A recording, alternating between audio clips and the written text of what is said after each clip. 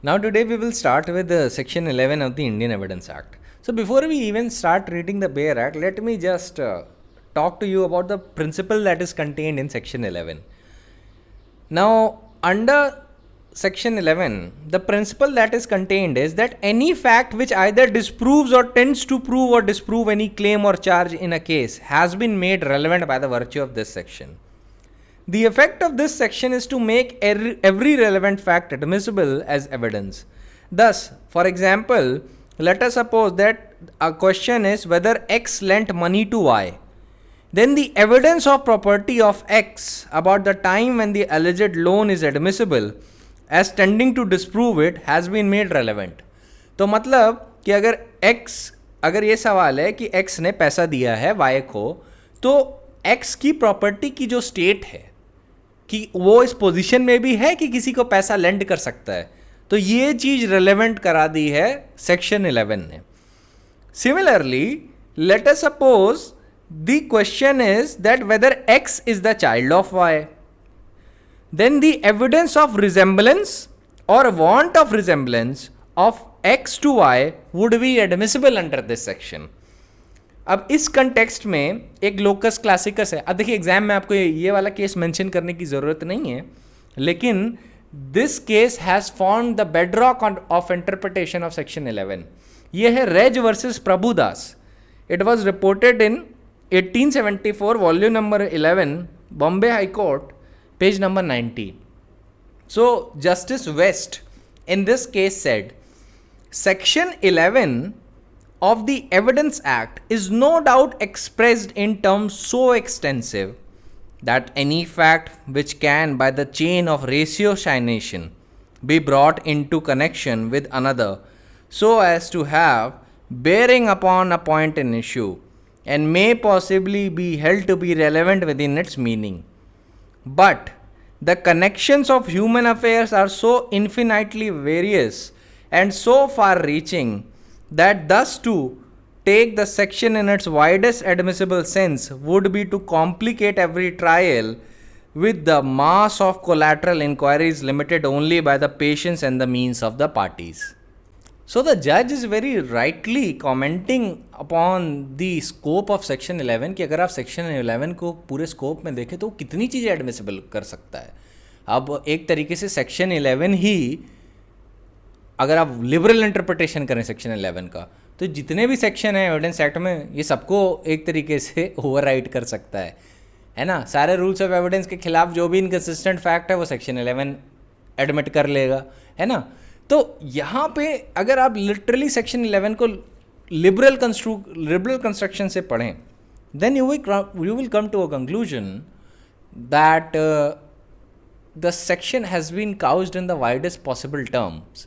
However that is not the intent of the section. ये जो section है इतना अनलिमिटेड स्कोप का इंटेंट नहीं किया गया है. अभी मैं बताऊंगा कि author of the code Saint James Fitzjames Stephens का भी इस पर क्या कहना है. ये एकेडमिक पर्पस के लिए है, जिससे आपको एक इन्फॉर्मेशन रहे, इसलिए बता रहा हूँ. तो यहाँ पे जस्टिस वेस्ट ने भी ये पाया कि यार एक तरीके से तो देखा जाए तो ह्यूमन अफेयर्स इतने इन्फिनाइटली होते हैं, वेरियस होते हैं कि हर चीज़ के पीछे इंक्वायरी होने लगेगी. क्या ये इंटेंट हो सकता है सेक्शन का? तो जज साहब फिर आगे बढ़ते हैं और कहते हैं कि one of the objects of law of evidence is to restrict the investigations made by the courts within the bounds prescribed by the general convenience. And this object would be completely frustrated by the admission on all occasions of every circumstance on either side having some remote and conjectural probative force, the precise amount of which might itself be ascertainable only by a long trial and a determination of fresh collateral issues growing up in endless succession as the inquiry proceeded. Though the judge is saying कि हर fact के पीछे एक collateral inquiry होती है. कि late us suppose कि आप fact ए present करेंगे, अब उस फैक्ट ए के पीछे फैक्ट बी होगा. फैक्ट बी जब प्रूव होगा तो उस फैक्ट के पीछे फैक्ट सी होगा. फैक्ट सी जब प्रूव होगा तो फैक्ट सी के पीछे फैक्ट डी होगा. तो कोलैटरल इंक्वायरीज ही चलती रहेंगी, तो मेन इशू कब डिसाइड होगा, है ना. Purpose of law of evidence क्या होता है कि जनरल कन्वीनियंस को ध्यान में रखते हुए investigations by the court should be restricted to the rules of evidence and the general convenience of the parties. ठीक है, और उतने ही पॉइंट पे स्टिक होना चाहिए जितना रेलेवेंट हो. लेकिन अगर सेक्शन 11 का लिबरल कंस्ट्रक्शन करें तो फिर अनलिमिटेड इंक्वायरीज करेगा कोर्ट, है ना. आप फैक्ट ए प्रूव करेंगे तो फैक्ट बी प्रूव करना होगा, बी प्रूव करेंगे तो सी करना होगा, सी से डी, डी से एफ. तो ये इन्फिनाइट रिग्रेशन है यहाँ पे. ठीक है, तो यहाँ पे जो जज अवॉइड कर रहे हैं आप लोग को ट्रैप अवॉइड करने के लिए, जो आपसे कह रहे हैं कि the trap that should be avoided, that is a trap of infinite regression. So now the जज continues and says that such an extensive meaning was not in the mind of legislature, and it seems to be shown by several indications in the act itself. Illustration to section 11 do not go beyond the familiar case in English law. ठीक है. Then the judge also remarks, this section will render inadmissible the evidence of one crime, though reduced to legal certainty by conviction, to prove the existence of another unconnected crime even though it be cognate. तो यहाँ पे जो जजेस हैं वो ये कह रहे हैं कि आप सेक्शन 11 के थ्रू ये नहीं कह सकते कि हम प्रीवियस कन्विक्शन ले आते हैं या लेट अस सपोज किसी पर्सन का इन्वॉल्वमेंट इन अनदर क्राइम ले आते हैं और फिर उसको यूज़ करें to establish the conviction of another person, कि अगर उसने क्राइम ए किया है तो उसने क्राइम बी भी किया होगा, और सिमिलरली अगर क्राइम बी किया है तो क्राइम सी भी किया होगा. तो कोर्ट कह रहा है कि नहीं, आप इस सेक्शन को इस तरीके से यूज़ नहीं कर सकते, क्योंकि अगर आप प्रोबेबिलिटी की डेफिनेशन को ध्यान में रखें तो एक कॉमन सेंस की वैल्यू से सोचिए. अब इस एविडेंस एक्ट का जस्टिस वेस्ट क्या कह रहे हैं रेज वर्सेस प्रभुदास में, थोड़ी देर इग्नोर करिए. अगर आप शब्दों को ऐसे ही एज इट इज़ लें तो वहाँ पे लिखा है if facts by themselves make the existence और non existence of any fact and issue highly probable और इम्प्रॉबेबल. तो प्रोबेबिलिटी की बात कर लेते हैं. अगर एक आदमी ने 2 चोरी की है तो एक कॉमन सेंस का आदमी बोलेगा कि अगर 2 चोरी ये एस्टैब्लिश हो गई कि उसने की है तो हो सकता है तीसरी चोरी भी उसी ने की हो. पर एविडेंस एक्ट में आप ऐसा नहीं कर सकते. ये previous conviction can be used as an evidence of a bad character, लेकिन that can not be used to establish an offence. ठीक है, ये तो रूल है एविडेंस का. लेकिन अगर आप वर्डों को as it is common sense में इंटरप्रेट करें या लिटरली इंटरप्रेट करें तो आपको लगेगा कि भाई इसका एम्बिट तो बहुत हाई है. तो उसी सेंस में ऑनरेबल जजेस ने भी ये बात बोली कि इस सेक्शन के अंदर आप एविडेंस ऑफ वन क्राइम को यूज नहीं कर सकते to prove existence of another unconnected crime even though it is cognate. ठीक है, आपको क्राइम प्रूव करना है तो क्राइम प्रूव करेंगे on the basis of evidence act. आप ये नहीं कह सकते कि भाई इसने क्राइम ए किया था तो क्राइम बी भी किया था, क्राइम बी किया था तो क्राइम सी भी किया होगा, इवन दो हो सकता है कॉग्नेट रिलेशन दोनों के बीच में हो उस क्राइम की. लेकिन you can not use section 11 that way. तो आपको यहाँ तक समझ में आ गया होगा. अब मैं आपको बताता हूँ सर जेम्स फिट्जजेम्स स्टीफेंस ने क्या बोला था in the introduction to Indian evidence act. He said that facts relevant in section 11 would in most cases be relevant under other sections. The object of drawing the act in such manner was that the general ground on which the facts are relevant might be stated in so many popular forms as it is possible, so that if a fact is relevant, its relevancy may be easily ascertained. It may be possible to argue that the effect of second paragraph of section 11 would be to admit the proof of such facts such as these. फिर examples देते हैं कि example दिया जाता है कि such facts such as these, that let us suppose that A, who is not called as a witness, was heard to declare that he had seen B committing a crime. This makes it highly probable that B did commit the crime. Therefore, A's declaration is relevant fact under section 11. This would not be the intention of the section, as it is shown by the elaborate provisions contained in the following part of chapter 2, section 32 to 39, as to particular classes of statement which are recorded as relevant facts either because the circumstances in which they are made invest them with the importance or because no better evidence can be got. The sort of facts which this section was intended to include are the facts which either exclude or imply more or less distinctly the existence of fact which sought to be proved. तो यहाँ पे sir James कह रहे हैं कि जब section जिस तरीके से मैंने ड्राफ्ट किया है, इसका मतलब ये नहीं कि मैं इंटेंड कर रहा हूँ कि अनलिमिटेड स्कोप हो जाए सेक्शन 11 का. उन्होंने इतनी सी बात कही है कि अगर आपको कोई चीज़ सेक्शन 11 में रेलेवेंट मिल रही है तो वो बाकी सेक्शंस में भी एविडेंस एक्ट के कहीं ना कहीं आपको रेलेवेंट मिलेगी. ठीक है, तो उसका उन्होंने एक एग्जाम्पल भी दिया. एग्जाम्पल उन्होंने ये दिया कि late us suppose B witness, क्या कहते हैं, ए विटनेस की तरह नहीं बुलाया गया, लेकिन लेट अस सपोज कोई हियर से एविडेंस किसी ने सुन लिया कि ए ने डिक्लेयर किया था कि he has seen be committing a particular crime. तो क्या आप उसको सेक्शन 11 के थ्रू ऐसा एविडेंस एडमिट कर सकते हैं? ऑथर का कहना है नहीं, और यही इंटेंशन है सेक्शन 11 का. उन्होंने बोला कि you can not admit such type of evidence, क्योंकि जैसा भी जो डिक्लेरेशन है, जैसा कि ऑथर्स ऑफ द कोर्ट ने इंटेंड किया है, वहाँ पे अगर आपको किसी भी ऐसा प्रीवियस स्टेटमेंट को एडमिट करना है तो you have to comply with the section 32 और 33 और from 32 to 39 as the case may be of the Indian evidence Act. ऐसे मान लीजिए डाइंग डिक्लेरेशन होना चाहिए या सेक्शन 33 के पैरामीटर्स को सेटिस्फाई करना चाहिए. अभी उसका डिस्कशन अलग है, लेकिन बस सेक्शन को ध्यान में रखिए किन सेक्शंस की बात हो रही है. तो जजेस कह रहे हैं कि आप कभी भी जो स्कोप है सेक्शन 11 का अनलिमिटेड मत समझिएगा, इसका स्कोप लिमिटेड है. यहाँ ये सेक्शन 11 से हियर से एविडेंस भी एडमिसिबल नहीं होगा. ठीक है, कि अगर आदमी सोचे कि एक सेकंड पार्ट हम पढ़ें तो एग्जिस्टेंस और non existence of any fact in issue relevant fact highly probable और इम्प्रॉबेबल है तो हियर से एविडेंस भी आ जाना चाहिए.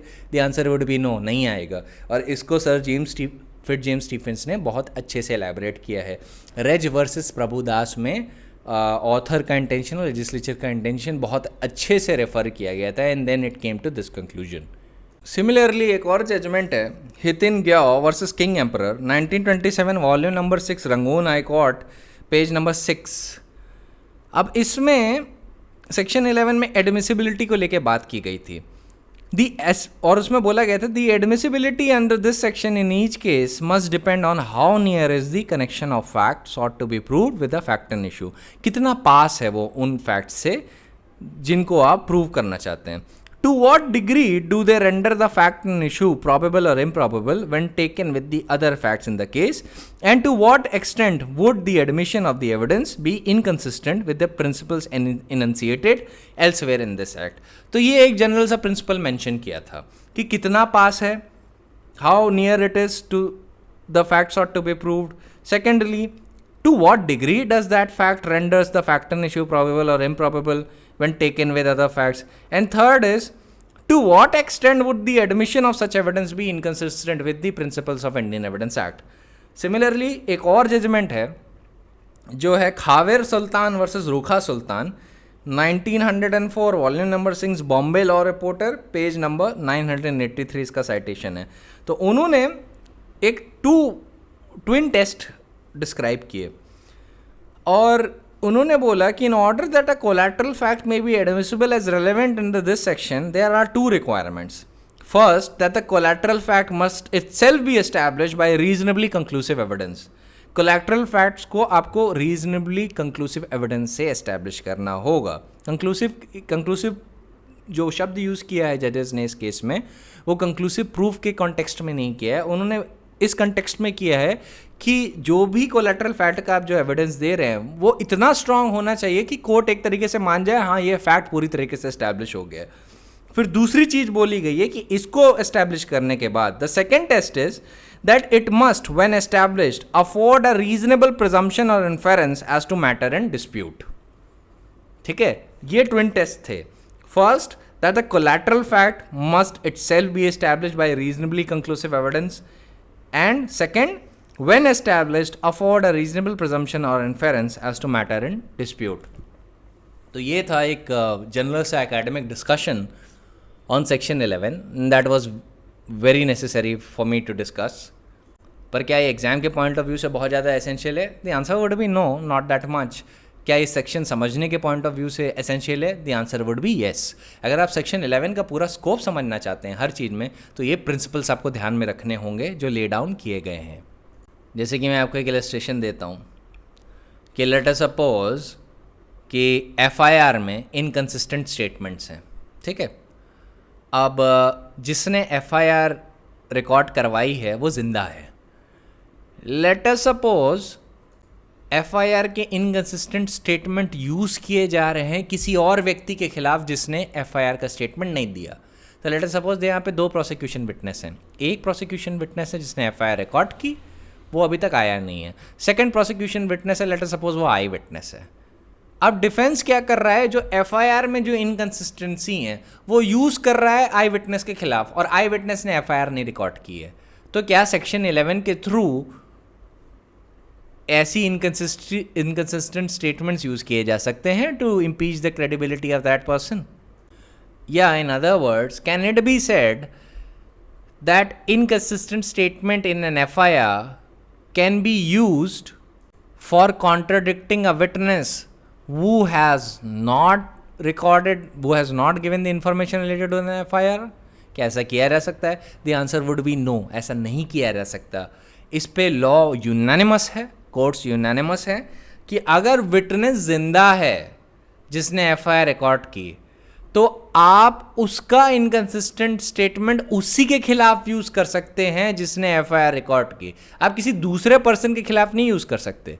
आप ऐसा सोचिए ना कि अगर मान लीजिए एफआईआर मैंने रिकॉर्ड की है तो क्या, और उसमें मान लीजिए इनकंसिस्टेंट स्टेटमेंट है, तो क्या डिफेंस आपके खिलाफ यूज़ करेगा कि देखिए एफआईआर में इतना इनकंसिस्टेंट स्टेटमेंट्स हैं, आप पे तो रिलाई नहीं किया जा सकता? क्या ऐसा बोल सकता है डिफेंस? ये सारी चीज़ों का आपको ध्यान रखना है कि अगर मैंने एफआईआर रिकॉर्ड कराई और आप भी प्रोसिक्यूशन एविडेंस है, मैं भी प्रोसिक्यूशन विटनेस हूँ, sorry you are the prosecution witness, I am also prosecution witness, I am the one who has recorded the FIR. और डिफेंस क्या कर रहा है, मैंने जो इनकंसिस्टेंट स्टेटमेंट एफआईआर में दिए हैं वो वही इनकंसिस्टेंट स्टेटमेंट आपके खिलाफ यूज़ करने की कोशिश कर रहा है, और वो एस्टैब्लिश करना चाहता है कि यू आर इनकंसिस्टेंट। तो आंसर इसका कोर्ट यही देगा कि अगर विटनेस जिंदा है जिसने एफआईआर रिकॉर्ड करवाई है, तो उसका स्टेटमेंट आप सिर्फ उसी के खिलाफ यूज़ कर सकते हैं, दूसरे के खिलाफ नहीं। तो हमारे केस में अगर मैंने एफआईआर रिकॉर्ड करवाई और एफआईआर में इनकंसिस्टेंट स्टेटमेंट है, तो वो मेरे खिलाफ यूज़ हो सकता है, आपके खिलाफ नहीं। ठीक है, आपके खिलाफ वही इनकंसिस्टेंट स्टेटमेंट यूज़ हो सकता है जो आपने दिया है। ठीक है, you have to be very clear about that. अब एक और पुराना जजमेंट मैं बताना चाहूँगा इसी कंटेक्स्ट में, वो है Ambika Charan versus Kumud Mohan, 1928 AIR page number 893, Calcutta High court.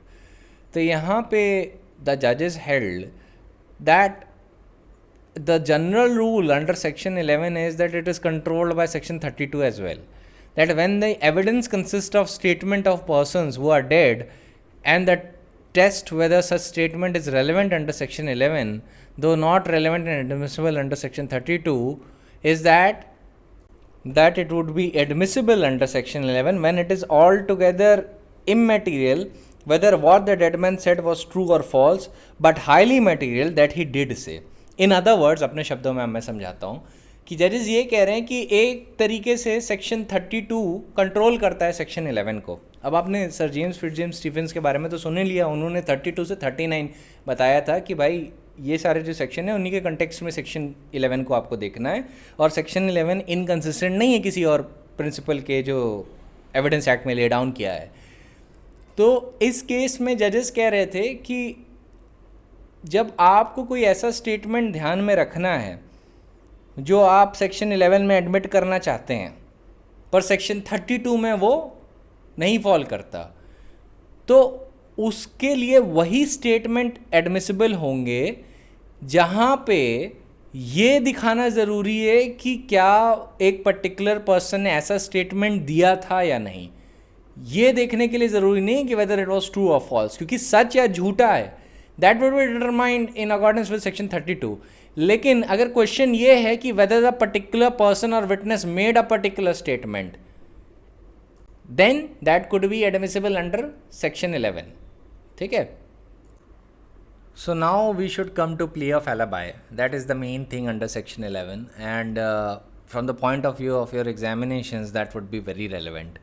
ये सबसे मेन चीज़ होगी, और आप जब भी आंसर करेंगे प्ले ऑफ एलिबाई को तो आप सेक्शन 11 और सेक्शन 103 दोनों का ध्यान रखेंगे। ठीक है. So now let me just tell you what section 11 says, that when facts not otherwise relevant become relevant. Facts not otherwise relevant are relevant if they are inconsistent with any fact in issue or relevant fact. Secondly, if by themselves or in connection with other facts they make the existence or non-existence of any fact in issue or relevant fact highly probable or improbable. तब हम इसको read करेंगे section 103 से. Burden of proof as to a particular fact. The burden of proof as to any particular fact lies on the person who wishes the court to believe its existence, unless it is provided by law that the proof of that fact shall lie on any particular person. तो 103 मैंने क्यों mention किया है plea of alibi के context में? वो इसलिए mention किया है क्योंकि जब प्ली ऑफ एलिबाई डिफेंस लेगा तो बर्डन ऑफ प्रूफ किसके ऊपर होगा? डिफेंस के ऊपर टू एस्टैब्लिश दैट प्ली. ठीक है, और ये प्रिंसिपल सेक्शन 103 से आता है. तो जब भी आप प्ली ऑफ एलिबाई की बात करेंगे सेक्शन 11 और 103 एक साथ मेंशन करेंगे. 11 में रेलेवेंसी की बात है, 103 में बर्डन ऑफ प्रूफ की बात है. ठीक है, तो 103 का सेकंड इलस्ट्रेशन देखिएगा जहाँ पे कहता है B wishes the court to believe that the time in question he was elsewhere, then he must prove it. Similarly when we come to section 11 तो illustration A plea of alibi को लेके है. वो क्या है? The question is whether A committed a crime at Calcutta on certain date. The fact that on that day A was at Lahore is relevant. The fact that near the time when the crime was committed, A was at a distance from the place where it was committed would render it highly improbable, though not impossible, that he committed it is relevant. ठीक है, तो ये alibi का illustration है. दूसरे शब्दों में मैं आपको इलस्ट्रेशन समझाता हूँ कि लेट अस सपोज प्रोसिक्यूशन कहता है कि ए ने बी का मर्डर किया है और मर्डर का ट्रायल हो रहा है दिल्ली में, बी का मर्डर हुआ है दिल्ली में. अब प्रोसिक्यूशन ने ओरिजिनली अपना ओनर्स डिस्चार्ज कर दिया. वो ये initial burden of proof discharge करता है कि फिजिकल इंजरी अक्यूज ने की है और उसके बाद ए सीन ऑफ क्राइम पे प्रेजेंट था. अब अक्यूज पर्सन क्या करेगा? प्ली ऑफ एलिबाई लेगा. अच्छा, वो प्ली ऑफ एलिबाई लेगा तो उसमें उसको रीजनेबल सर्टेनिटी से दिखाना है कि he was not present at the scene of crime. उसको इस लेवल पे दिखाना है कि उसका present at the scene of crime is absolutely impossible. ठीक है, या highly improbable. And the level of proof that is required to prove a plea of alibi would be strict burden of proof. बहुत strict proof से उसे discharge करना होगा. तो कैसे होगा? अगर मान लीजिए अक्यूज पर्सन ने यह दिखा दिया कि उसी वक्त जिस टाइम पे प्रोसिक्यूशन कह रहा है कि मर्डर हुआ, उस टाइम पे accused person let us suppose Tamil Nadu में था, तो एक ही पर्सन तमिलनाडु और दिल्ली में एक ही वक्त पे दो जगह तो हो नहीं सकता, है ना? तो ऐसी सिचुएशन में प्ली ऑफ एलिबाई सक्सीड कर सकती है. ठीक है, taking into accounts the other factors. ये बड़ा ही सिंपलिस्टिक इलस्ट्रेशन है but it is for the purpose of making you understand कि एक ही पर्सन एक ही वक्त में दो जगह नहीं हो सकता. और फिर उसके सपोर्ट में जो अक्यूज्ड पर्सन ने उसने विटनेस खड़े कर दिए, उसने रिसिप्ट्स खड़ी कर दी कि भाई देखिए मेरी होटल की रिसिप्ट है, इस टाइम मैं इस होटल में रुका हुआ था और देखिए सीसीटीवी फुटेज जो उस दिन की है उसमें भी मैं रिकॉर्डेड हूँ, तो मैं कैसे दिल्ली पे हो सकता हूँ मर्डर कमिट करने के लिए? तो यहाँ पे प्ली ऑफ एलिबाई प्रूव हो जाएगी. ये डिस्टेंस दिल्ली और तमिलनाडु के बीच में इतना है कि he can not be present at the same place at two spot. He can not be present at the same place as the prosecution is alleging. ठीक है, वो दो जगह पे एक टाइम पे नहीं रह सकता है. लेकिन अगर मान लीजिए प्ली ऑफ एलिबाई इस नेचर की ली गई है कि वो सीन ऑफ क्राइम से 100 मीटर की दूरी पे थे, तो क्या ये प्ली ऑफ एलिबाई सक्सीड करेगी? एब्सोल्युटली नॉट, बिल्कुल भी नहीं सक्सीड करेगी. वैसे ही अगर मान लीजिए अक्यूज्ड कहता है कि मैं सीन ऑफ क्राइम से 400 मीटर की दूरी पे था या 408 की दूरी पे था, क्या प्ली ऑफ एलिबाई सक्सीड करेगी? एब्सोल्युटली नॉट, बिल्कुल भी नहीं सक्सीड करेगी, क्योंकि वहाँ पे हाईली इम्प्रॉबेबल जो फैक्ट है वो प्रूव नहीं हो पा रहा है ना? सीन ऑफ क्राइम मान लीजिए स्पॉट एक्स है और उस स्पॉट एक्स से अक्यूज्ड कितनी दूर है? 400 मीटर दूर. तो आप कॉमन सेंस से एक प्रूडेंट मैन की तरह सोचिए, क्या ऐसा नहीं हो सकता है कि अक्यूज ने मर्डर कर दिया और फिर उसके बाद तुरंत वहाँ पे पहुँच गया हो 500 मीटर दूर और फिर कहे कि अरे मैं तो उतनी दूर था, मैं कैसे क्राइम कमिट कर सकता हूँ? ऐसा तो हो सकता है. तो हाईली इम्प्रॉबेबल फैक्ट नहीं प्रूव हो पा रहा है और plea of alibi strict proof से एब्सोल्यूट सर्टेनिटी के लेवल पे जानी चाहिए, तभी कोर्ट अलाउ करता है इस प्रेयर को सक्सीड करने के लिए. ठीक है, ये प्ली अगर सक्सीड करनी है, सक्सीड करवानी है, प्ली ऑफ एलिबाई को सक्सीड करवाना है, then it is very essential and it is absolutely imperative that you must exclude the possibility of the accused presence at the place of occurrence. ठीक है, you have to be very clear about that. और ध्यान रखिएगा, criminal trial में plea of alibi अक्सर ली जाती है, और अगर सक्सीड कर गई तो इसी बेसिस पे एक्विटल हो सकता है. अब प्ली ऑफ एलिबाई को लेके एक और चीज़ जान लीजिए. Plea of alibi is not an exception under the IPC और any other statutory law. It is a rule of evidence. ये नेचर है प्ली ऑफ एलिबाई का. प्ली ऑफ एलिबाई को एक जनरल एक्सेप्शंस में नहीं फॉल करती. अगर आप आईपीसी का देखेंगे या आप किसी और स्टैट्यूट में देखेंगे तो वहाँ पे प्ली ऑफ एलिबाई कोई एक्सेप्शन की तरह नहीं दिखेगा. Plea of alibi is only a rule of evidence. ठीक है, तो अब मैं जरा बात करता हूँ प्ली ऑफ एलिबाई की. So the Latin word alibi means elsewhere and the word is used for the convenience that when an accused takes recourse to a defense line that when the occurrence took place he was so far away from the place of occurrence that it is extremely improbable that he would have participated in the crime. It is the basic law in a criminal case in which the accused is alleged to have inflicted a physical injury to another person. The burden of proof is on the prosecution to prove that the accused was present at the scene of crime and participated in the crime. The burden would not be lessened by the fact that the accused has adopted the defense of alibi. The plea of the accused in such cases need to be considered only, and मैं emphasis apply कर रहा हूँ इस बात पे, the plea of the accused in such cases need to be considered only when the burden has been discharged by the prosecution satisfactorily. Once the prosecution succeeds in discharging its burden, now it is incumbent on the accused who adopts the plea of alibi to prove it with absolute certainty so as to exclude the possibility of his presence at the scene of occurrence. When the presence of the accused at the scene of occurrence has been established satisfactorily by the prosecution, though reliable evidence, normally the court would be slow to believe any counter evidence to the effect that he was elsewhere when the occurrence happened. But if the evidence adduced by the accused is of such quality and standard that the court may entertain some reasonable doubt regarding the presence at the scene of occurrence took place, the accused would no doubt be entitled to the benefit of reasonable doubt. और अगर benefit of reasonable doubt मिल गया तो आप जानते हैं क्या होगा, acquittal. For that purpose, it would be a sound proposition to be laid down that in such circumstances the burden on the accused is rather heavy. It follows therefore that the strict proof is required for establishing the plea of alibi. अगर plea of alibi में जितना para मैंने अभी पढ़ा, Mukesh versus state and city of Delhi decided on 5 मई 2017, ये आपने याद कर लिया तो आप समझ जाइए plea of alibi के सारे प्रिंसिपल्स आपने समराइज कर दिए. ठीक है, देखिए कैसे. प्ली ऑफ एलिबाई का मतलब क्या है? Alibi is a Latin word which means elsewhere and it is use for convenience when the accused takes recourse to a defence line that the occurrence took place. When the occurrence took place he was so far away from the place of occurrence that it is extremely improbable that he would have participated in the crime.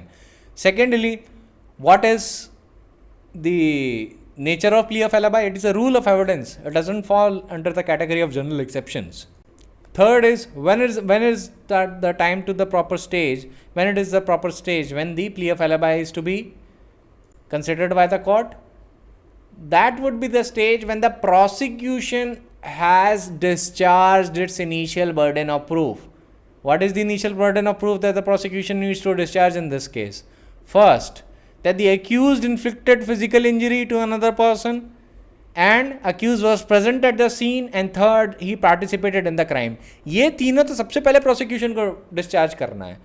उससे पहले defence जितना चिल्लाता रहे plea of alibi, उसको लेने की कोई ज़रूरत ही नहीं है.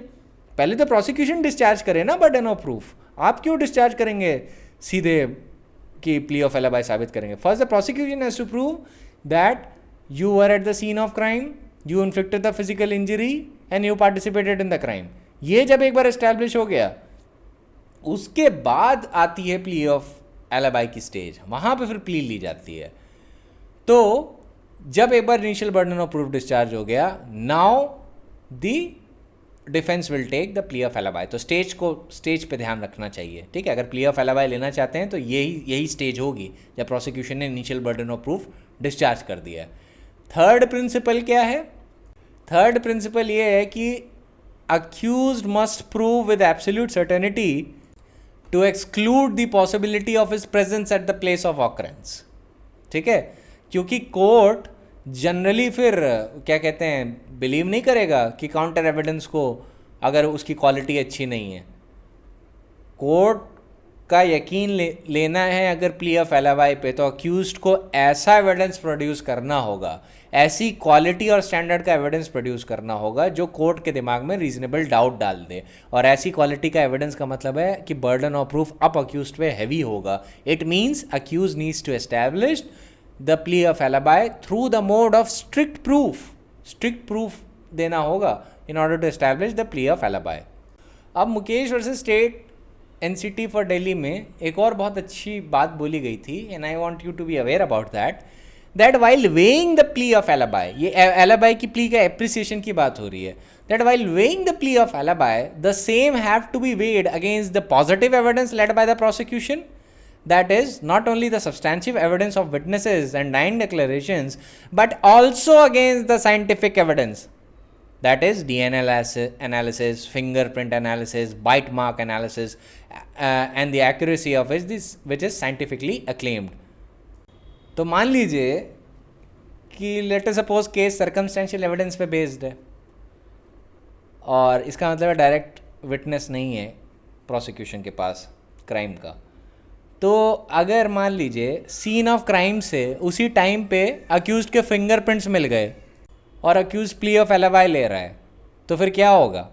कोर्ट कहेगा अच्छा भाई, आप उस टाइम पे कह रहे हैं सीन ऑफ क्राइम पे थे नहीं, आपके फिंगरप्रिंट वहाँ पे क्या कर रहे हैं, चाकू पे आपके फिंगरप्रिंट क्या कर रहे हैं।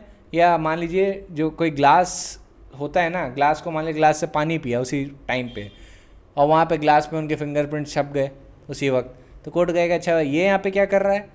तो इससे भी प्ली ऑफ एलाबाई डिस्प्रूव हो सकती है। तो ध्यान रखिएगा, प्ली ऑफ एलाबाई को अगर एज अ प्रोसिक्यूशन आपको काटना है, या प्ली ऑफ एलाबाई एज अ जज जब आप वे कर रहे हैं, तो आपको सिर्फ पॉजिटिव एविडेंस का ध्यान नहीं रखना है। Positive evidence in the way कि प्रोसिक्यूशन विटनेस क्या कह रहा है और डाइंग डिक्लेरेशन एक्सेट्रा जो विक्टिम देता है वो क्या कह रहा है, बट आपको साइंटिफिक एविडेंस भी देखना है। DNA analysis, fingerprint analysis, bite mark analysis, और बाकी सारी चीज़ें जितना भी उसके अंदर आता है। कि मान लीजिए कोई विक्टिम है, लेट अस सपोज अक्यूज ने उसको काट लिया, तो फिर कोर्ट बोलेगा अच्छा इन पे बाइट मार्क्स की इंजरी है, आप ले रहे हो प्ली ऑफ एलाबाई, और बाइट मार्क्स आपके जो दांतों से एकदम मिलते जुलते हैं, ये कैसे भाई साहब? तो ये सारी चीज़ें समझानी होंगी ना। तो इन्हीं सारे एस्पेक्ट्स पे आपको समझना है कि आप एलाबाई की प्ली को सिर्फ सब्सटैंशियल एविडेंस के पॉइंट ऑफ व्यू से ही अप्रिशिएट नहीं करेंगे, साइंटिफिक एविडेंस के भी पॉइंट ऑफ व्यू से अप्रिशिएट करेंगे, and it is very essential. Strict proof का हमेशा ध्यान रखिएगा कि plea of alibi, in fact bare act में लिख लीजिए, is to be establish by strict proof, ठीक है। स्ट्रिक्ट प्रूफ क्या होता है कि मान लीजिए कि आपको इलस्ट्रेशन के थ्रू समझा सकता हूँ, क्योंकि देखिए कोई प्रिसाइज डेफिनेशन नहीं होती, क्योंकि फैक्ट एंड सर्कमस्टेंसेस के बेसिस पे चीज़ें बदलती हैं। किस चीज़ में क्या रीजनेबल डाउट होगा, या क्या प्रिपॉन्डरेंस ऑफ प्रोबेबिलिटी होगा, या क्या स्ट्रिक्ट प्रूफ होगा, ये फैक्ट और सर्कमस्टेंसेस ऑफ केस के बेसिस पे ही डिटरमाइन होता है। तो ये आपको एक्सपीरियंस से आता है। जब आप बहुत केसेस पढ़ लेते हैं तो आप बता देते हैं कि हाँ इसमें ये होगा, उसमें वो होगा, लेकिन आप इसका कोई प्रिसाइज डेफिनेशन नहीं बना पाते। इसीलिए मैंने जब आपको प्रिलिमिनरी लेक्चर्स दिए थे, मैंने परसेंटेज के बेसिस पे बात की थी, जैसा कि बहुत ही मॉडर्न जूरिस्ट बात करते हैं। उन्होंने भी प्रिसाइज डेफिनेशन इसीलिए नहीं दी थी, because the precise definition does not exist. तो इलस्ट्रेशन के थ्रू समझिए, मान लीजिए कि प्रोसिक्यूशन ने initial burden of proof discharge कर दिया कि एक जो अक्यूज पर्सन है वो क्राइम की सीन पर प्रेजेंट था, उसने इंजरी कॉज की, एसेट्रा एसेट्रा, सब प्रूव कर दिया। अब अक्यूज्ड पर्सन जो है, अब देखिए पोस्टमार्टम रिपोर्ट में ये भी होता है कि विक्टिम की डेथ कब हुई, किस टाइम पे हुई, और जो फिर सीन ऑफ क्राइम से जितने भी साइंटिफिक एविडेंस या जितने भी प्रोसिक्यूशन विटनेस जो आते हैं प्रोसिक्यूशन के फेवर में, वो सारे जो एविडेंस हैं वो एक तरीके से ये ज़रूर एस्टैब्लिश करते हैं कि भाई किस डेट को ऑफेंस हुआ, किस तरीके से हुआ, और कितने से कितने वक्त अप्रॉक्सीमेटली के बीच हुआ। तो प्ली ऑफ एलाबाई तो इन्हीं सारी चीज़ों को तो काटती है कि भाई मैं उस डेट पे वहाँ पे था ही नहीं। तो ना लेट अस सपोज प्रोसिक्यूशन कह रहा है कि 10 अक्टूबर को ये क्राइम कमिट हुआ, ठीक है, 10 अक्टूबर 2020 को। अब अक्यूज्ड होटल रिसिप्ट्स के साथ साथ सीसीटीवी फुटेज भी दिखा देता है कि क्राइम जो कमिट हुआ है स्पॉट एक्स पे जो दिल्ली में है, उस वक्त तो मैं अमेरिका में था, या मैं तमिलनाडु में था, या मैं किसी भी और कंट्री को इमेजिन कर लीजिए जो आसपास नहीं है, और वहाँ पे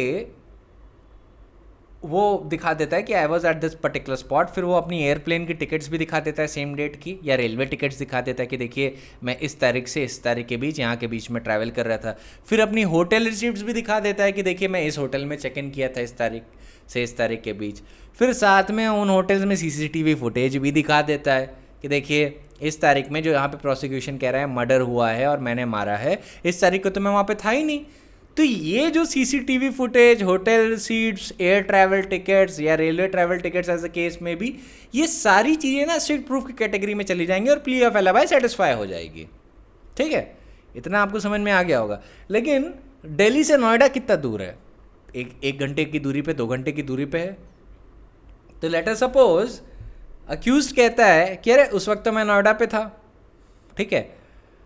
और देखिए हमेशा पोस्टमार्टम में एक अप्रॉक्सीमेट टाइम ऑफ डेथ होता है, कभी भी एग्जैक्ट बहुत कम होता है, अप्रॉक्सीमेट जनरली होता है कि मौत हुई है 10 से 2 बजे के बीच या 12 से 2 बजे के बीच, ऐसे ऐसे लिखा रहता है। तो मान लीजिए कि अक्यूज कहता है मैं तो उस वक्त नोएडा में था या मैं गुड़गांव में था, ये दोनों ही एनसीआर रीजन में आते हैं तो बड़े पास हैं दिल्ली के। तो अब कोर्ट बोलेगा कि अब आपका प्ली ऑफ एलिबाई डिस्चार्ज ढंग से नहीं हुआ है, क्योंकि ये पूरा इम्प्रॉबेबल या इम्पॉसिबल रेंडर नहीं करता कि आप दिल्ली में प्रेजेंट नहीं हो सकते थे, क्योंकि गुड़गांव और नोएडा है ही कितनी दूर फ्रॉम दिल्ली, राइट। तो ये सारी चीज़ें फैक्ट्स और सर्कमस्टेंसेस के बेसिस पे डिटरमाइन होती है कि कहाँ पे स्ट्रिक्ट प्रूफ एस्टैब्लिश हुआ और कहाँ पे स्ट्रिक्ट प्रूफ एस्टैब्लिश नहीं हुआ।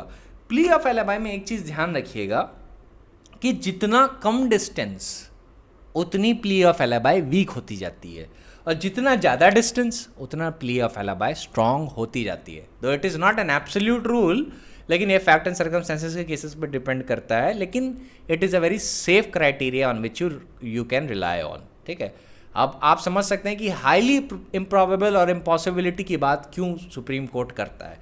वो इसीलिए कर रहा है क्योंकि वो एब्सोल्युटली श्योर होना चाहता है कि the accused person was not at the scene of crime.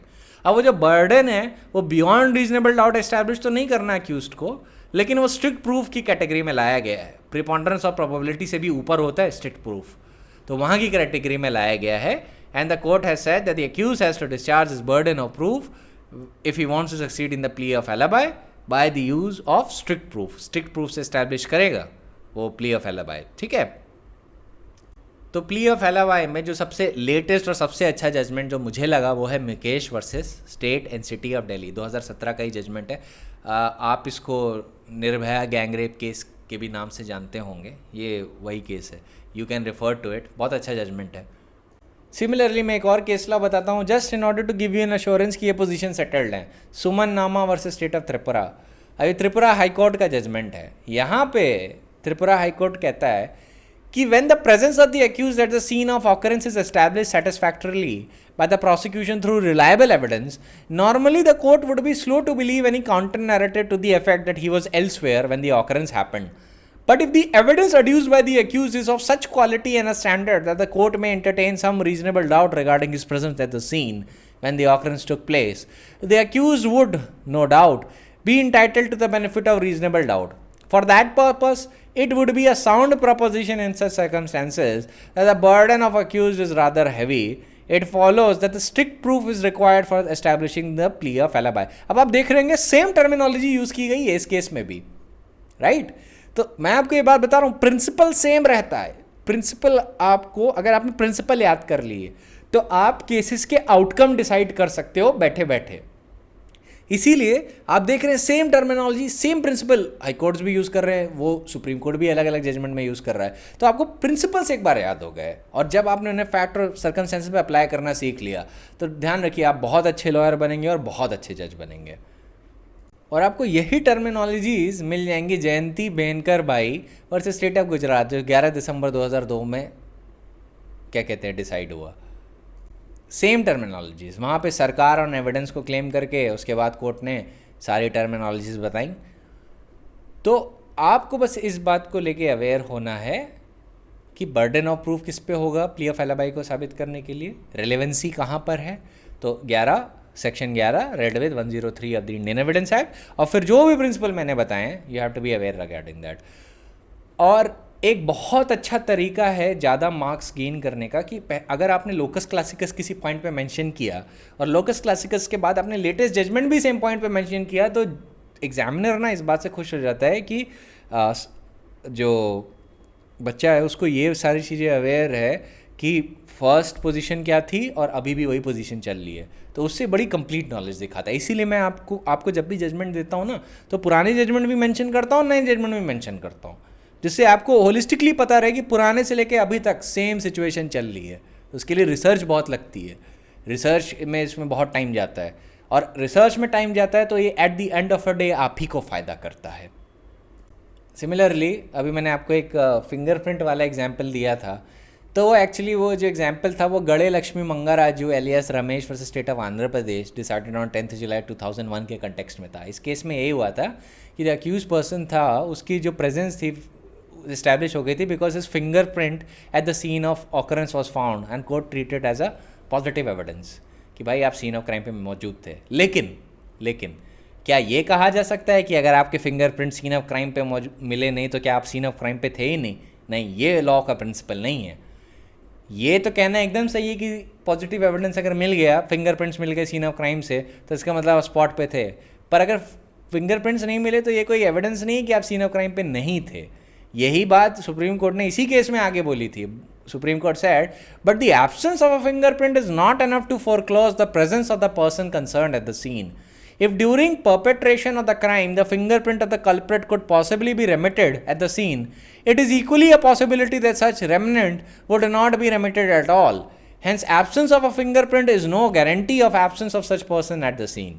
ठीक है, वैसे ही डीएनए एविडेंस, अगर मान लीजिए आपका बाल टूट गया या लेट अस सपोज आपके कोई डीएनए सैंपल्स स्पॉट से बरामद हो गए, स्किन सैंपल्स बरामद हो गए, क्योंकि अगर विक्टिम से स्ट्रगल हो रहा है तो इंजरी आपको भी हो सकती है, या ब्लड सैंपल्स बरामद हो गए, तो फिर ये सारा जो एविडेंस है ये प्ली ऑफ एलाबाई को डिस्प्रूव करने पे जाता है। ठीक है, आपको हमेशा याद रखना है, सिर्फ प्ली ऑफ एलाबाई आप पॉजिटिव एविडेंस के कंटेक्स्ट में नहीं सोचेंगे, आप साइंटिफिक एविडेंस के भी कंटेक्स्ट में सोचेंगे। यही होलिस्टिक नॉलेज होती है। अगर आप इस बात को लेके अवेयर हो गए, आप जान लीजिए 95% लीगल क्राउड से आप आगे हो जाएंगे सच में, because most people are not aware about this situation. अब आपको एक और केस बताता हूँ, Munshi Prasad versus state of Bihar decided on 10 October 2001। आप इस केस को भी कोट कर सकते हैं, पर इसके फैक्ट्स थोड़े आपको समझा देता हूँ। अब यहाँ पे जो अक्यूज ने प्ली ऑफ एलाबाई ली थी वो इस फेवर में ली थी कि वो प्लेस ऑफ ऑकरेंस से 400 से 500 यार्ड पे की दूरी पे था। अब आपको इसका आंसर ऑलरेडी पता चल चुका होगा जैसे ही मैंने 400 या 500 यार्ड बोला होगा कि क्या प्ली ऑफ एलाबाई सक्सीड करेगी। The answer would be no. इस केस में सक्सीड नहीं कर पाई थी। कोर्ट ने बोला a distance of 400 and 500 yards cannot possibly be said to be presence elsewhere because it is not an impossibility to be at the place of occurrence, and also at the panchayat meet the distance being noticed as above. Panchayat meet जहाँ पे accused कह रहा था कि उस वक्त मैं पंचायत की मीटिंग में था, और जहाँ पे प्लेस जहाँ पे क्राइम हुआ उन दोनों में सिर्फ मैक्सिमम टू मैक्सिमम 500 यार्ड्स की दूरी थी। अब 500 यार्ड्स को अगर मैं मीटर में ट्रांसलेट करूँ तो that would be around 457 metres. ठीक है, तो इस डिस्टेंस को लेके कोर्ट ने प्ली ऑफ एलाबाई एक्सेप्ट नहीं की थी। उन्होंने कहा था इतना छोटा distance can not be said to be rendering highly improbable your presence at the scene of occurrence. अच्छा, अब इस केस में एक और बात की थी सुप्रीम कोर्ट ने, वो भी मैं साथ ही साथ बता दूं कि डिफेंस विटनेस को टेंटेड विटनेस नहीं कहा जा सकता, क्योंकि अक्सर प्रोसिक्यूशन बताता है कि डिफेंस विटनेस है तो उस पर रिलायंस मत रखिए, क्योंकि कोर्ट कहता है कि defence witness are entitled to equal respect and treatment as that of the prosecution because issue of credibility and trustworthiness ought to be attributed to defense witness at par with that of the prosecution and both cannot be differentiated and treated differently। ठीक है, दोनों को अलग अलग treatment नहीं दिया जा सकता, दोनों की लॉ की नज़र में बराबरी होती है, ये नहीं कि प्रोसिक्यूशन विटनेस का स्टेटस ऊपर है और डिफेंस विटनेस का स्टेटस नीचे है, ऐसा नहीं होता। और as far as the allegation is concern कि डिफेंस विटनेस झूठ बोल सकते हैं, तो कोर्ट इस बारे में भी बोलता है कि प्रोसिक्यूशन विटनेस कौन सा हमेशा सच बोलते हैं, है ना। तो क्रेडिबिलिटी डिसाइड की जाती है on the basis of the evidence that the witness is giving inside a court room, not on the basis कि उसका स्टेटस क्या है या उसका टैग क्या है, कि क्या वो डिफेंस विटनेस है या प्रोसिक्यूशन विटनेस है। इस बेसिस पे ऑटोमेटिकली क्रेडिबिलिटी डिसाइड नहीं की जाती है। क्रेडिबिलिटी डिसाइड की जाती है after hearing what the witness is deposing before the court, ठीक है। अब एक और केस बताता हूँ आपको, वो है Dudhnath Pandey versus state of Uttar Pradesh, decided on 11 February 1981। ये थोड़ा लोकस क्लासिकस है प्ली ऑफ एलवाई पे। अब इसमें the appellant Dudhnath Pandey was a motor car driver by occupation and used to live as a tenant in an out house of a bungalow belonging to the family of the deceased person, ठीक है। Now the appellant Dudhnath Pandey developed a fancy for Ranjana, who was about 20 years of age when he came to live in the outhouse. The overtures made by the appellant to Ranjana created resentment in her family, and its only surviving male member, her brother Pappu, who took upon himself the task of preventing the appellant from pursuing his sister. At first step, the appellant was turned out of the outhouse. पहले outhouse से as a tenant निकाल दिए गए. Soon thereafter, he filed an application before the city magistrate asking for custody of Ranjana, alleging that she was his lawfully wedded wife. The application of the appellant was dismissed by the learned magistrate after recording the statement of Ranjana in which she denied that she was married to the appellant. The appellant thereafter filed a habeas corpus petition in Allahabad High Court alleging that Ranjana was detained unlawfully by the members of her family, including her uncle KP Saxena, and asking that she be released from their custody. Ranjana denied in that proceedings too that she was married to the appellant or that she was unlawfully detained by the members of her family. The habeas corpus petition was dismissed by the High Court on 8th November 1973. उसके बाद जब appellant की complaint हुई police को, then he was arrested by police. Then on one day, on 1st November 1976, Ranjana was having an evening stroll with her brother. The deceased Pappu with the brother का नाम था, वो था पप्पू, और वो हाउस के कंपाउंड में प्रेजेंट था. Appellant वहाँ पे आया रिक्शे में, he abused Pappu and then he threatened to kill him. And if he dare opposed the appellant's marriage with Ranjana, he will kill the brother of the woman named Ranjana. ठीक है, कि उसने threaten किया कि अगर आपने मेरी शादी के बीच में आए तो मैं आपको जान से मार दूंगा. आगे चल के मार भी देता है. फिर उसके नेक्स्ट दिन जब झगड़ा हो गया, उसके नेक्स्ट दिन क्या होता है कि Pappu took Ranjana to her school on scooter as usual. Classes सुबह 9:30 बजे शुरू होनी थी. And Ranjana used to go to school for 30 to 40 minutes before time for correcting students' homework. And after dropping Ranjana at school, Pappu started back his scooter for heading home.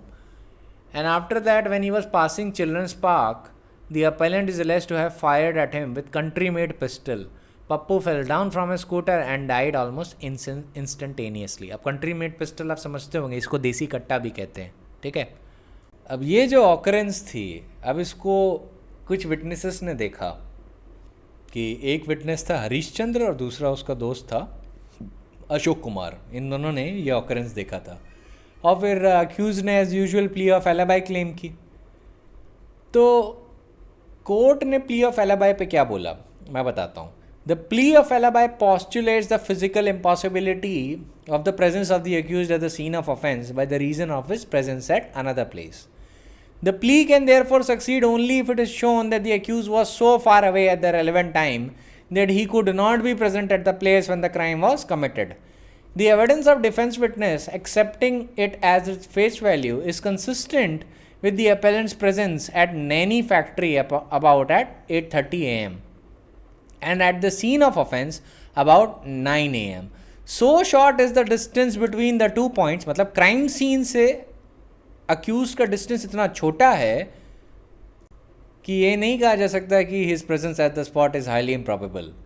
Court continued and said that the workers punch their cards when they enter the factory, but when they leave the factory, they do not have to punch their time of exit. The appellant in all probability went to factory at the appointed hour, left it immediately, and went in search of his prey. He knew when precisely the Pappu would return after dropping Ranjana at school. The appellant appears to have attempted to go back to his work, but that involved the risk of time of his re-entry being punched again. This is how he was arrested at about 2:30 p.m. while he was loitering near the pawn shop in the front of the factory. There is no truth in the claim that he was arrested from inside the factory. तो यहाँ पे plea of alibi आप जानते हैं succeed नहीं की, क्योंकि crux में क्या है, क्रक्स में आपने क्या गौर किया कि डिस्टेंस बड़ा छोटा था, एब्सोल्युटली इम्प्रॉबेबल नहीं था कि वो सीन ऑफ क्राइम में प्रेजेंट नहीं हो सकता. और ये फैक्ट्स इसलिए आपको नरेट करने के लिए ज़रूरी थे जिससे आपको ये पता चले कि एक क्रिमिनल ट्रायल में फैक्ट्स प्रेजेंट कैसे किए जाते हैं. You should be very particular about this. इसी तरीके से आपको भी जब जजमेंट राइटिंग लिख रहे होंगे then you have to narrate in brief the events that occurred, and उसके बाद आप क्या कहते हैं पॉइंट ऑफ लॉ पे डिस्कस करेंगे और फिर उसको अप्रिशिएट करेंगे. ऐसे ही किया जाता है. सो आई होप आपको इतने से प्ली ऑफ एलिबाई का आइडिया आ गया हो. कंसेप्ट छोटा सा है पर इसकी एप्लीकेशन बहुत वाइड है. आपको एक और केस बताता हूँ जो आपको थोड़ा आइडिया देगा कि कैसे जज की जाती है प्रोसिक्यूशन की स्टोरी. तो इस पर एक बहुत अच्छा सा केस है, Mohan Singh versus state of Madhya Pradesh. यहाँ पे एपेक्स कोर्ट ने कहा था पैराग्राफ 11 में कि when the question is to test the veracity of the prosecution story, specially when it's with some variance with the medical evidence, then mere variance of the prosecution story with the medical evidence in all cases should not lead to conclusion to inevitably reject the prosecution story. Effort should be made to find the truth. This is the very object for which the courts are created. To search it out, the courts have been removing the chaff from the grain. It has to disperse the suspicious cloud and dust out of smear of dust, as all these things clog the very truth. So long as the chaff, cloud and dust remain, the criminals are clothed with this protective layer to receive the benefit of doubt. So it is the solemn duty of the courts not to merely conclude and leave the case at the moment suspicions are created. It is the onerous duty of the court within the permissible limit to find out the truth. It means on one hand, no innocent man should be punished, but on the other, to see that no person committing the offense should go scot-free. If in spite of such effort the suspicion is not dissolved, it remains writ large, benefit of doubt has to be credited to the accused. For this, one has to comprehend the totality of the facts and the circumstances as spelled out through evidence, depending on the facts of each case by testing the credibility of the eyewitness, including the medical evidence. Of course, after excluding those part of evidence which are vague and uncertain, there is no mathematical formula through which the truthfulness of the prosecution or defense case can be concretized. It would depend on the evidence of each case, including the manner of deposition and his demeanor, clarity, corroboration of witness, and overall the conscience of the judge evoked by the evidence on record. So the courts have to proceed further and make genuine efforts within the judicial sphere to search out the truth and not stop at the threshold of creation of doubt to confer the benefit of doubt. तो all in all court कह रहा है कि truth finding effort किया जाना चाहिए trial जज के द्वारा. And it is very essential that the जजेस in their solemn duty not only lay credence to the maxim that no innocent should be punished, but they should also lay credence to the maxim judex damnata cum nocens absolvita. A judge is condemned when the guilty is acquitted. तो यहाँ पे जजेस को इस बात का भी ध्यान रखना चाहिए कि गिल्टी मैन को कभी भी छोड़ना नहीं है. तो उसके लिए जजेस को एक फैक्ट फाइंडिंग इंक्वायरी पे जाना पड़ता है, एक ट्रुथ फाइंडिंग के लिए उन्हें जाना पड़ता है. देखिए प्रैक्टिकली आपको मैं एक चीज़ सच बताता हूँ. अब ये बड़ा ऑनरस काम है, इसमें जज को बड़ा पर्सनल इंटरेस्ट लेना पड़ता है. द जज has to actually sift and weigh evidence, exercise its powers under section 311 CRPC 165 of the Indian Evidence Act and all the powers made available to him under the law. और ये सारी चीज़ें करते करते ना जजेस एग्जॉस्ट हो जाते हैं क्योंकि तो इतना बर्डन है उनके ऊपर. लेकिन इससे हार्म किसको होता है? इससे हार्म पब्लिक को होता है, क्रिमिनल जस्टिस सिस्टम को होता है। तो ये जजेस की सॉलमन ड्यूटी है कि they should know what they are signing up for. So they have to make sure that they enter into a fact-finding inquiry and not at the moment's suspicion they just give the benefit of doubt to the accused. They should carefully find that whether the accused is actually innocent. ठीक है. और देखिए, अगर सारी powers exercise करने के बाद भी, सारा एफर्ट लगाने के बाद भी सस्पिशन नहीं जा रहा, तो इसका मतलब ये है कि benefit of the doubt accused को देना पड़ेगा. लेकिन एफर्ट तो लगाया जाए. प्रैक्टिकली क्या होता है कि जजेस इतना एफर्ट नहीं लगाते बिकॉज उनके लिए it is safer to acquit than to convict. क्योंकि कन्विक्ट करने के लिए ज़्यादा फैक्ट्स आपको रिकॉर्ड करना होता है, ज़्यादा लॉ पता होना होता है, ज़्यादा एफर्ट एक्सरसाइज करना होता है. अक्विटल में क्या है? अक्विटल में आपने सीधे दिमाग नहीं लगाया, आपने सिर्फ प्रोसिक्यूशन ने अपना वर्डन नहीं डिस्चार्ज कर पाया, अक्विट द अक्यूज्ड. बहुत आसान है. अक्विटल देना बहुत आसान होता है, कन्विक्शन करना इज़ वेरी टफ. और कन्विक्शन करने के लिए you not only have to be aware about all the position of law that applies in your case, but also you should be a very public spirited judge who cares more about the truth than anything else. ठीक है. अब जैसे मैं आपको एक और illustration देता हूँ, जिस इलस्ट्रेशन के सेक के लिए इसको बस सुनिएगा. ये Surendra Grover versus state of Delhi administration 1993 AIR SCW page number 1972. अब इसमें अक्यूज ने प्लीड किया था कि he was under a treatment as an out house patient in a hospital at another place on the day of occurrence. पर जब court ने इनसे आउट पेशेंट का टिकट मांगा तो ये नहीं दे पाए. इन्होंने अपने फेवर में कुछ मेडिकल ऑफिसर प्रोड्यूस किए जिन्होंने बोला कि हाँ इनके नाम का कोई व्यक्ति आया था, पर इनको मेडिकल ऑफिसर्स को भी ढंग से याद नहीं था, पर ये कह रहे थे हाँ उस दिन शायद कोई इस नाम का व्यक्ति आया था. तो कोर्ट ने बोला इस पर भी प्ली ऑफ एलिबाई सक्सीड नहीं कर रही है and it is not conclusively established. ध्यान रखिए, स्ट्रिक्ट प्रूफ से एस्टैब्लिश करना होता है plea of alibi. Similarly, in a case where a timekeeper's record showed that the accused was present in a factory on a day in question from 8 AM to 5 PM, वो पूरे time factory में present था और ये substantiate हुआ था by the office clerk who personally appeared before the court and testified, and the occurrence of crime was stated to be between 2 to 3 PM. The plea of alibi in this case was held to be established. Even though in this case एक employ ने ये बोला था कि generally Sunday को सारे employ 12 बजे तक चले जाते हैं, पर कोर्ट ने उसकी टेस्टिमनी बड़ी वेग पाई थी फैक्ट एंड सर्कमस्टेंसेस में, वो जो एम्प्लॉय डिपोज कर रहा था. तो उस बेसिस पे उन्होंने जब एविडेंस वे किया सुप्रीम कोर्ट के जजेस ने, तो उन्होंने पाया कि ऑफिस क्लर्क जो टेस्टिफाई कर रहा है और जो रिकॉर्ड में जितनी चीज़ें सामने आई हैं वो कंक्लूसिवली ये एस्टैब्लिश कर रही थी कि at the time of occurrence of the crime the accused person was where. He was at the factory, and you know a person cannot be at two places at the same time, है ना. वो electron तो है नहीं कि वो दो जगह एक साथ रह जाए, है ना.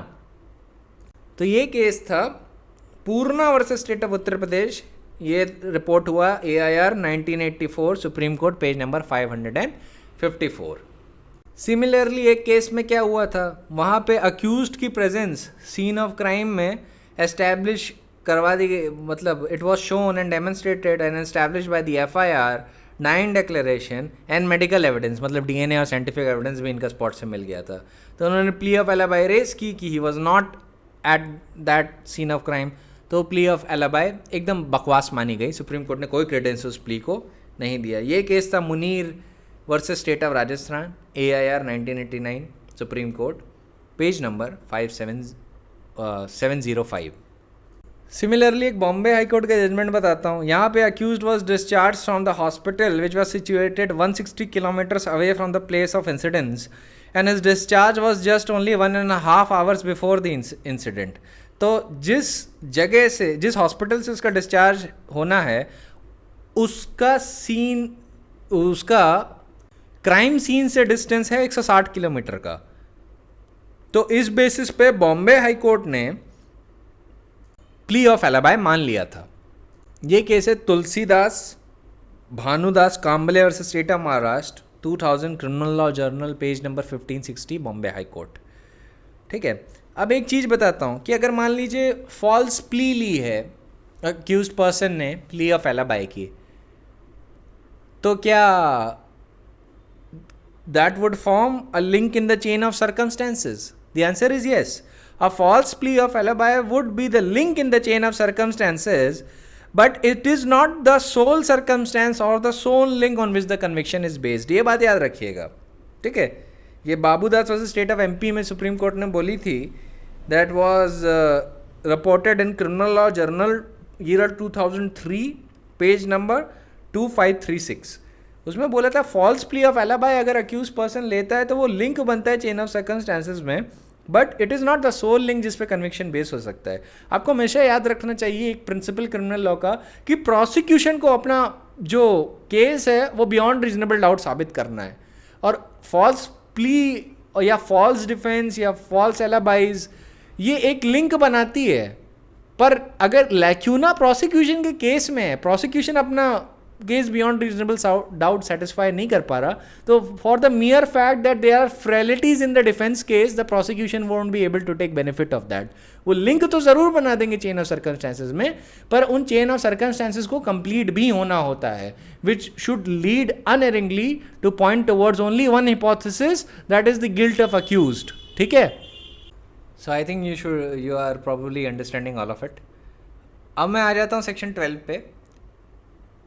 अब देखिए सेक्शन 12 पे आने से पहले मैं आपको एक बात बता दूँ. देखिए सेक्शन 11 का स्कोप में प्ली ऑफ एलिबाई आता है, और ये एग्ज़ाम के पर्पस के लिए आपको इतनी ही चीज़ों से अवेयर रहना है. प्रैक्टिस पर्पस से भी जब आप क्रिमिनल लॉ में प्रैक्टिस करते हैं तो आप देखेंगे कि प्ली ऑफ एलिबाई आपको मेजॉरिटी में जानना ज़रूरी होता है.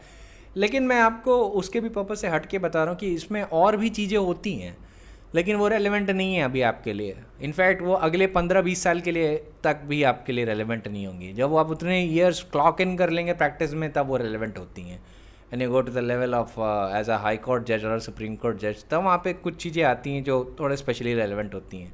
तो वो यहाँ पे अभी आपको बताना वो सेंस नहीं क्रिएट करेगा. लेकिन आई वुड ऑलवेज अप्रिशिएट अगर आप इसके बारे में अवेयर रहें. ठीक है? मतलब आप अपना दिमाग खुला रखें. कभी भी मैं जो भी बता रहा हूँ उसको आप ये मत समझिएगा कि यहीं पे अभी क्लोज कर देना है. नो, ये इन्फॉर्मेशन आपके प्रैक्टिस के लिए बहुत सफिशिएंट है, आपके एग्ज़ाम के लिए बहुत सफिशिएंट है. लेकिन क्या यही है scope? No, the scope is a bit wider. Alibi की बात नहीं कर रहा है, एलिबाई तो मैंने पूरी तरीके से कवर करवा दिया. लेकिन एलिबाई के अलावा मैं सेक्शन 11 के स्कोप की बात कर रहा हूँ. अब इसमें सिविल केसेस की भी चीज़ें आती हैं. अब वो मैं आपके साथ डिस्कस कर नहीं सकता यहाँ पे, क्योंकि अगर मैं यहीं पे डिस्कस करूँगा then that would create a bit of a confusion for you कि मैंने आपको सिविल लॉ पढ़ाया नहीं है. So that is why I am not discussing all of those things right here. But always remember कि ये सिर्फ क्रिमिनल लॉ के कंटेक्स्ट में आप नहीं सोचेंगे, सिविल लॉ के भी कंटेक्स्ट में आपको सोचना होगा. अगर आपको कभी भी मुझसे ये बात डिस्कस करनी हो then you can discuss with me, but know this that would not be relevant for the purpose of your examination. ठीक है? अब आ जाते हैं सेक्शन 12 पे. Now section 12 is in the suits in which damages are claimed, any fact which will enable the court to determine the amount of damages which ought to be awarded would be relevant. अब इसका principle क्या है? अब principle है कि this section enables the court to admit any facts which will help it to determine the amount of damages which ought to be awarded to a party. When damages are claimed in a suit, the amount of damages would be the fact in issue. Damages are the pecuniary satisfaction which the plaintiff may obtain by the success in action, and they are limited to the loss which the plaintiff has sustained. तो contract act का आपको principal याद होगा, section 73 में होता है, which governs the rule of damages in actions on contract. वैसे ही टॉर्ट्स के अलग रूल होते हैं. तो सेक्शन 12 बस छोटी सी इतनी बात करता है कि कोई भी ऐसा फैक्ट जो कोर्ट को अमाउंट ऑफ डैमेजेस डिटरमाइन करने में मदद करेगा वो रेलेवेंट होगा. वैसे ही section 55 of the Evidence Act भी कहता है और कंडीशंस ले डाउन करते हैं अंदर which the evidence of the character may be given in civil cases with a view to award damages. अब आपको एक केस बताता हूँ, वो टॉर्ट का रिलेटेड है. उसमें राम जेठमलानी ने सुब्रमण्य स्वामी पे केस कर दिया था क्योंकि सुब्रमण्य स्वामी ने उन्हें लिट्टी का एजेंट बता दिया. अब ऐसी चीज़ में उनको एग्जेम्पलरी डैमेज मिले थे क्योंकि जो स्टेटस था उनका स्टेटस को ध्यान में रखते हुए ये डैमेजेस अवॉर्ड किए गए थे.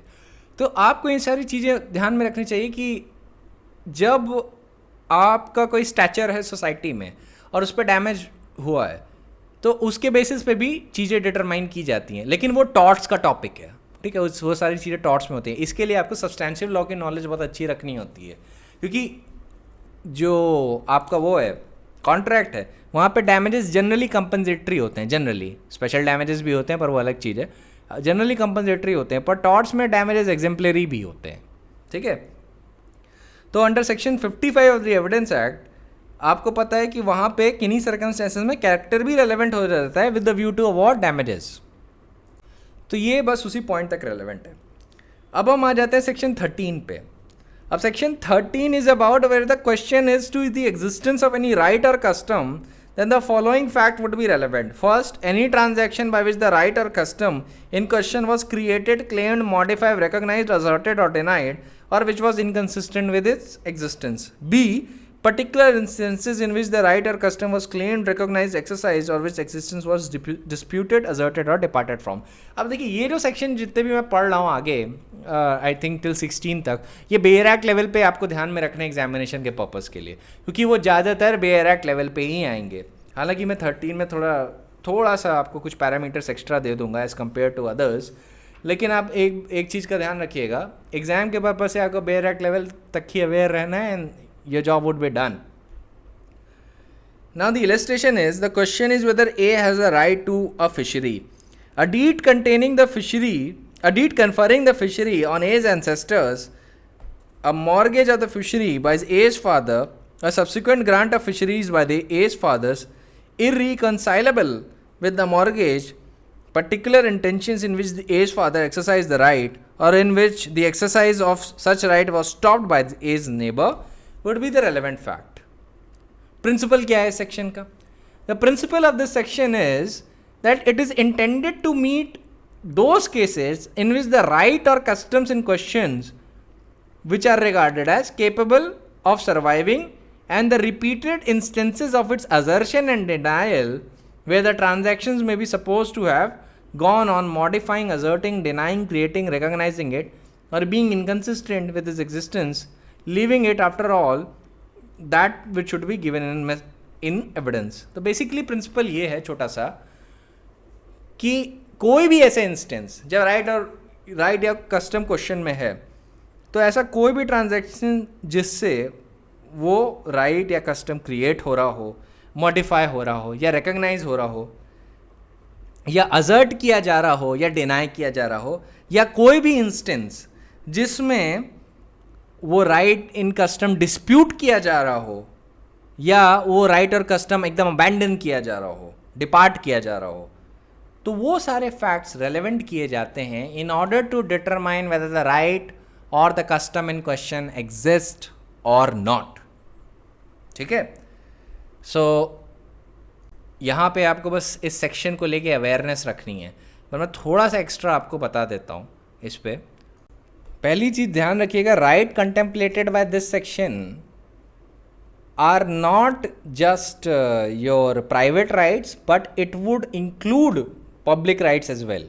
ठीक है, इसमें कभी सिर्फ प्राइवेट राइट या सिर्फ पब्लिक राइट नहीं आता, इसमें दोनों आते हैं.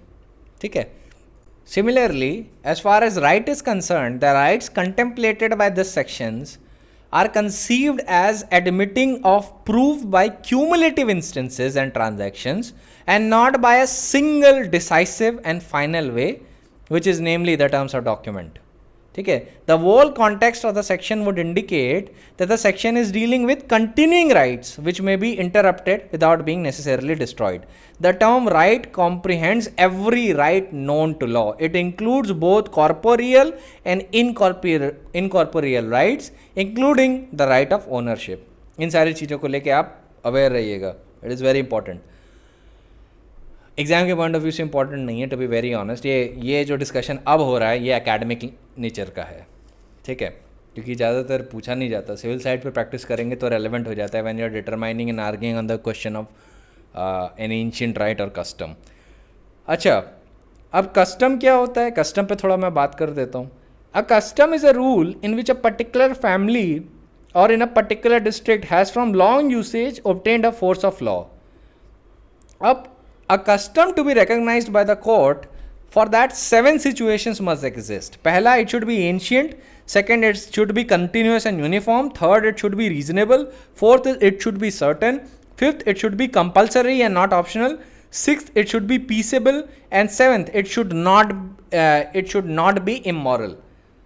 एंड एक और चीज़ का ध्यान रखना चाहिए, अब कस्टम्स जो रिकॉग्नाइज किए जाते हैं एक्ट के अंडर, वो पहला कौन सा है? जनरल कस्टम, मतलब customs which are common to a class of people living in the same district or belonging to the same caste or community. दूसरा, public custom, any custom which is a matter of public interest. Third is private custom which is family custom and usages, and the burden of proving a custom lies on the party setting it up. अब मैं आपको बताता हूं कि custom को prove कैसे करेंगे. How do you prove a custom?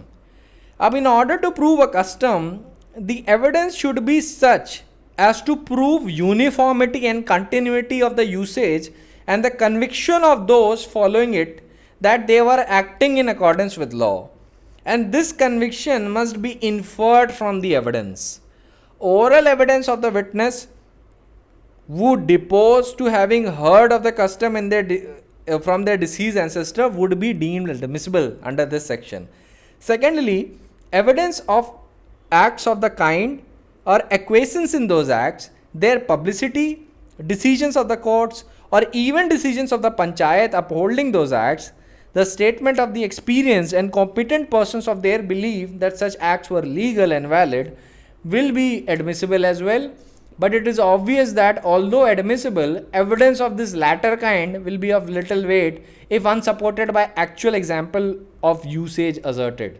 मतलब देखिए, ये जो कॉम्पिटेंट पर्सन्स का ओपिनियन है, ये देखिए रेलेवेंट तो होगा, लेकिन ध्यान रखना चाहिए कि कस्टम भी यूसेज में हो, क्योंकि it is very essential that a custom must be ancient and must be compulsory. मैंने आपको 7 कंडीशंस बताई in order for a custom to be recognize with a court. वो 7 कंडीशन के सारे पैरामीटर एस्टैब्लिश होने चाहिए. Then it is incumbent on the party setting up a custom to allege and prove that the custom on which he relies, and it is not any theory of custom or deductions from other custom which can be made a rule of decision, but only the custom applicable to the parties concerned can be made a rule of decision in particular case. Customs cannot be extended by analogy and it cannot be established by a priori methods. तो देखिए, customs ना कभी भी deductions या logical deductions या inferences से arise नहीं कर सकते, ठीक है, या एनालॉजी से अराइज नहीं कर सकते. आपको कस्टम को उसी की प्रैक्टिस में दिखाना पड़ेगा कि कस्टम ये चल रहा है. ये आप ये नहीं कह सकते 2 कस्टम्स को जोड़ के कि अगर ये दोनों कस्टम है तो ये भी कस्टम होगा. हिपोथेसिस नहीं चलती है. So custom can not be extended by analogy nor it can be established by a priori methods. ये सारी चीज़ें आप याद रखिएगा. अब देखिए, ये कहाँ रेलेवेंट होगा जो मैं आपको चीज़ें बता रहा हूँ. ये तब रेलेवेंट होगा कि मान लीजिए if you are arguing for let us suppose very ancient practice inside a court room, या आप डिसाइड कर रहे हैं किसी एंशिएंट प्रैक्टिस को लेके इनसाइड अ कोर्ट रूम, तब उसके लिए जब कस्टम का सवाल आता है तो आपको इन सारी चीज़ों को लेके अवेयर रहना होगा. जनरली कस्टम्स पे को लेके ज़्यादा क्वेश्चंस नहीं पूछे जाते, accept in case of Punjab and Haryana. वहाँ पे कस्टम्स को लेके थोड़े बहुत सवाल आते हैं, तो उसमें ही इतनी चीज़ें रेलेवेंट होती हैं. अगर आप चाहें तो इन सारी चीज़ों का ध्यान रखिएगा, लेकिन मेजॉरिटी ऑफ द एग्जामिनेशंस में कस्टम्स को लेके आपको सवाल नहीं आते. तो late us suppose if a person says that it is a custom for our community to worship a particular deity at December on the locality named X. तो वो कहते हैं एक लोकेलिटी में हम एक पर्टिकुलर डीटी को वर्शिप करते हैं और ये हमारा कस्टम चला आ रहा है फ्रॉम द टाइम मेमोरियल. तो ये चीज़ जो होती है ना, इस्टेब्लिश करनी पड़ती है कोर्ट में, ठीक है. तो पार्टी जो प्ली ले रही है कस्टम की, वो इस्टेब्लिश करेगी. You have to be aware regarding that. अब देखिए क्या क्या चीज़ें रेलेवेंट हो जाएंगी सेक्शन 13 में. Let us suppose police orders या मैजिस्ट्रेरियल ऑर्डर्स जो सेक्शन 144 ऑफ द CRPC में इशू किए to prevent breach of peace in cases of dispute relating to immovable property would be admissible in evidence under this section to show that the fact that such orders were made in context of the exercise of the right which relates to a particular custom, ठीक है. Secondly, judgments which are not inter parties may be admissible in evidence as establishing a particular transaction which may be which may be any, by which the relevant right was asserted, recognized, claimed or denied. अब ये थोड़ा सब्सटैंशिव law का matter है. अब देखिए substantive law में let us suppose in Hindu law there are many ways of adopting a child. अब मान लीजिए कोई मिथिला के एरिया से बिलोंग करता है तो उसके पास स्पेशल राइट ऑफ अडॉप्शन होते हैं कुछ सिचुएशंस में. तो उसको वो राइट एस्टैब्लिश करना होगा कि पहली बात तो वो उस लोकेलिटी को बिलोंग करता है, वो कस्टम एक्सरसाइज कर रहा है and that custom in its favour. और फिर लेट अस सपोज ये क्वेश्चन आ जाए कि अच्छा ये जो राइट है ये आ कहाँ से रहा है. लेट अस सपोज तो जो जजमेंट है ना, जो जिस राइट को रिकॉग्नाइज कर रहे हैं, उस तरीके के कस्टम्स को रिकॉग्नाइज कर रहे हैं, तो वो सारी चीज़ें रेलेवेंट हो जाएगी. मैंने आपके लिए एक लिस्ट तैयार करके रखी है केस लॉस की, जहाँ पे जजमेंट इंटर पार्टीज व judgment not inter parties were admissible in evidence to establish a particular transaction. ठीक है. अब जैसे एक केस है VTS Chandrasekhar Mudaliar versus Kulandaivelu Mudaliar.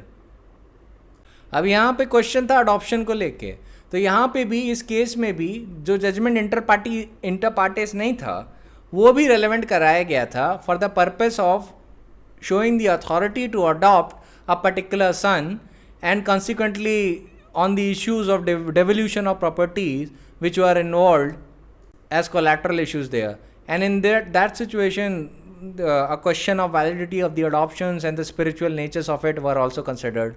Similarly, in the case of Yamuna Bai versus Dhanna Lal, it was a judgment not inter partes, and there was a judgment given in a previous case, and in the context of adoption, it was held to be a relevant piece of evidence under Section 13 of the Indian Evidence Act in that case. Similarly, there is a case of Allahabad High Court of Collector of Gorakhpur versus Palakdhari Singh, and the Lordships of the Allahabad High Court, while elaborating on the question of right, that it would not only include incorporeal rights, was also that would not only include corporeal rights but also incorporeal rights, including the right of ownership. The judges further held that the judgments by which any transaction was recognized, asserted, denied, etc. would also be relevant under Section 13. Similarly, in the case of Ajjarapu Subbarao versus Pulla Venkata Ramarao,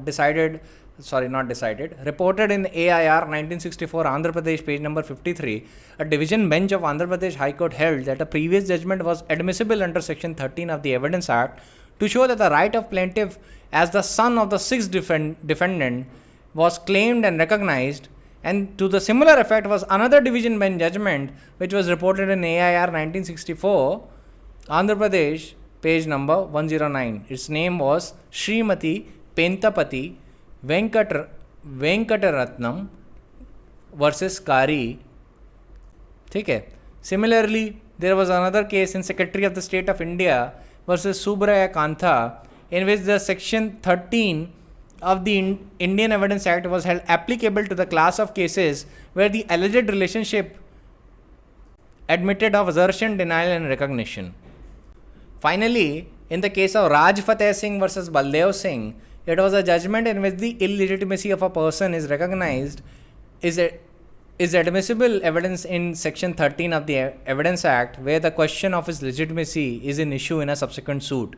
In view of the authorities that I just cited, it may be taken to be fairly settled that the judgment in the previous suit, though not inter partes, is admissible in proof of a transaction or a particular instance in which the relationship was asserted and recognized or denied. A judgment in previous suit, though not conclusive, is admissible in evidence like any other fact to be weighed in the balance. It is not the correctness of the previous decision, but the fact there has been a previous decision that is established by the judgment. And the finding of fact arrived on those evidence in one case cannot be the evidence of the fact in another case. This law point was also reiterated in Ramachandra versus Gadadhar Mohapatra, decided on 6th November 1979. So by this you get a basic idea that the law on this point is fairly settled. अब देखिए, as far as the judgment inter parties and all the advanced point that I explained to you about Section 13 are not relevant for the purpose of your examinations. For what reason are these things relevant that I mentioned? These are relevant for the purpose of practice. Alright. And if you want to do a good practice on the civil side of area and you want to be aware and argue upon the customary areas, then you need to be aware about all this. Alright. So for the examination point of view, you just have to be aware regarding a Bayer Act level and just be aware what are the parameters of custom and how it is to be established. इतना ही aware रहिए, ठीक है? The 7 points मैंने mention किए, do note it down. And apart from that, nothing else is needed. Plea of LOI is very much essential, both for the purpose of practice, also for the purpose of examination. So I have dealt with both of the point of views. आपको locus क्लासिकस भी बताए हैं और आपको वो भी judgements बताए हैं जो प्रैक्टिकल पॉइंट ऑफ व्यू से भी आपकी हेल्प करेंगे, ठीक है? So basically we are done with this point. Now tomorrow we will deal with the rest of the sections. I think tomorrow we will start with admissions and we will deal with that and see how far we go. All right. So that is it for today. I'll see you tomorrow.